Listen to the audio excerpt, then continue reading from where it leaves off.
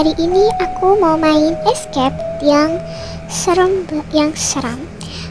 Tapi aku gak mau main kayak gini doang.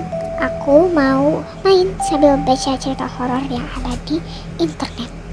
Tanpa berlama-lama lagi, langsung aja aku baca ceritanya sekaligus aku main escape-nya. Oke Cibis, ini dia cerita horor dari internet dengan judul Cermin Tua di Kamar Ciara. Ciara adalah seorang gadis berusia 17 tahun yang baru saja pindah ke rumah warisan neneknya di sebuah desa sunyi di lereng pegunungan. Rumah itu besar, antik, dan penuh perabot lama yang ditutupi kain putih. Ayah dan ibunya tinggal di kota, dan Ciara memilih tinggal sendiri di sana demi mencari ketenangan setelah kehilangan adik perempuannya akibat kecelakaan. Hari pertama berjalan biasa, tapi saat malam tiba, Ciara mendengar suara aneh di loteng, seperti langkah kaki diseret perlahan. Ia mencoba mengabaikannya, berpikir itu hanya suara tikus atau hewan liar. Tapi suara itu datang setiap malam, selalu saat jam menunjukkan pukul 2.13 dini hari. Pada malam ketiga, Ciara memberanikan diri naik ke loteng. Di sana, ia menemukan sebuah cermin tua besar berbingkai kayu. Anehnya, cermin itu tidak memantulkan bayangan dengan benar. Saat Ciara menghadapinya, bayangannya tersenyum, tapi dirinya tidak. Merasa terganggu, Ciara menutupi cermin itu dengan kain. Tapi saat pagi, kain itu selalu tersingkap, seolah ada yang sengaja membukanya. Suatu malam, ia terbangun dan melihat cermin itu bercahaya samar. Ketika ia mendekat, bayangan dirinya memanggil dari balik cermin, bukan dengan suara, tapi dengan gerakan mulut yang jelas. Buka pintunya, Ciara. Besoknya, Ciara membaca buku harian neneknya yang ia temukan di lemari. Di halaman terakhir tertulis dengan goresan tergesa, "Jangan biarkan dia keluar. Cermin itu bukan sekedar benda tua. Itu penjara, dan yang dikurung adalah bayangan yang haus jiwa." Ketakutan, Ciara mencoba mengusir cermin itu dengan membakar loteng. Tapi malam itu, ia tak pernah keluar dari kamar.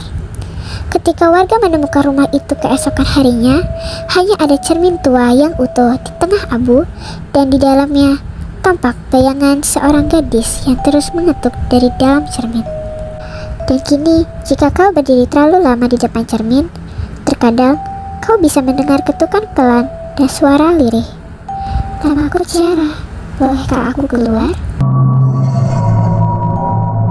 Oke Cibis, sekarang aku mau bacain cerita yang ketiga dengan judul Grace dan Bayangan di Bawah Tangga. Grace baru saja pindah ke rumah peninggalan bibinya yang meninggal mendadak. Letaknya terpencil di pinggir hutan dengan satu hal yang mencolok, tangga tua yang menuju ke ruang bawah tanah yang selalu terkunci. Di minggu pertamanya, Grace merasa rumah itu terlalu sepi. Tapi anehnya, setiap malam ia mendengar suara dari bawah tangga, seperti suara anak kecil yang berbisik.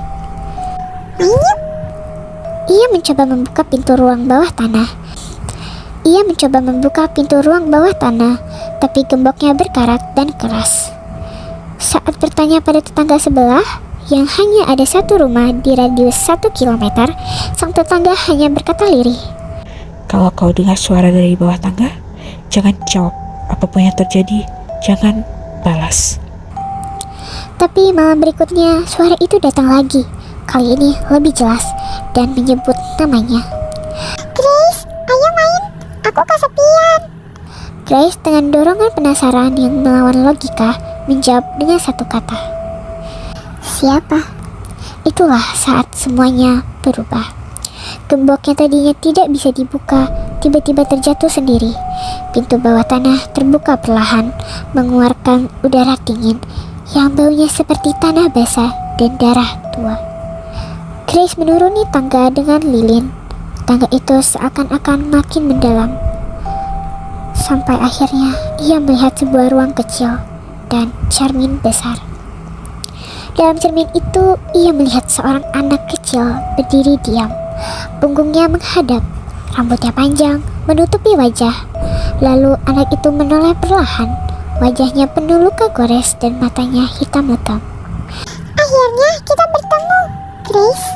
Grace berteriak, tapi suara itu menggema seperti dalam gua. Ketika ia mencoba kabur, cermin itu menyerap tubuhnya dan lilin padam. Pagi harinya rumah itu kosong. Tangga tertutup seperti semula.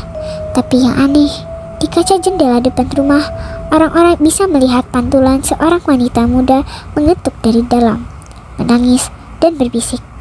"Aku bukan dia, aku masih di sini, tolong aku." Dan nama di kotak surat depan rumah itu kini tertulis, Grace dan sahabat kecilnya. Oke Cibis, sekarang aku mau bacain cerita kedua dengan judul Lorong Ketiga di Panti Rehat Wijaya. Tak ada yang suka ditempatkan di lorong ketiga. Panti Rehat Wijaya adalah tempat perawatan lansia yang tampak biasa saja dari luar. Bersih, sunyi, dikelilingi pepohonan besar. Tapi para perawat di sana tahu satu hal. Hindari menempatkan pasien di kamar nomor 307, 309, atau 311. Itu kamar-kamar di lorong ketiga, bagian paling belakang dari bangunan tua itu. Namun, ketika seorang relawan muda bernama Randy ditugaskan ke sana, ia tidak diberitahu apapun. Randy masih baru, idealis, dan bersemangat membantu. Jadi, saat kepala perawat berkata, "Bisa bantu bersihkan kamar 307?" Randy menjawab, Siap, Bu. Ia berjalan ke lorong ketiga. Sunyi. Udara lebih dingin dari lorong lainnya. Saat membuka kamar 307, ia melihat kasur yang rapih. Tapi ranjang itu bergerak, berkerut. Seperti ada yang berbaring di atasnya, meski tak tampak siapa-siapa. Randy mundur, tapi terdengar suara pelan dari balik dinding kamar. Kunci pintunya sebelum dia keluar. Malamnya, Randy bermimpi. Ia berjalan di lorong yang sama, tetapi lampu-lampu padam satu persatu di belakangnya. Suara langkah menyeret mengikuti. Ada sosok berpakaian rumah sakit yang matanya hitam legam, tubuhnya kurus, dan kulitnya mengelupas. Sosok itu menunjukkan ke dada Randy dan berkata, Kau bersedia, kini kau tak bisa. Randy terbangun, tapi anehnya ia tidak di kamarnya. Ia berada di kamar 311, berbaring di ranjang, tubuhnya tak bisa digerakkan, mulutnya tak bisa bersuara. Di sudut ruangan ia melihat dirinya sendiri. Ya, sosok dirinya, berdiri dan tersenyum dingin. Kini orang yang mereka panggil Randy masih bekerja di Panti Wijaya. Tapi dia bukan manusia. Ia selalu tersenyum, tak pernah berkedip, dan selalu mengarahkan relawan baru ke lorong ketiga. Oke Cibis, menurut kalian ceritanya kayak gimana? Serem atau tidak? Tulis kolom komentar di bawah ya. Dan jangan lupa memberi tanggapan gimana sih ceritanya, udah horor apa belum? Bye bye.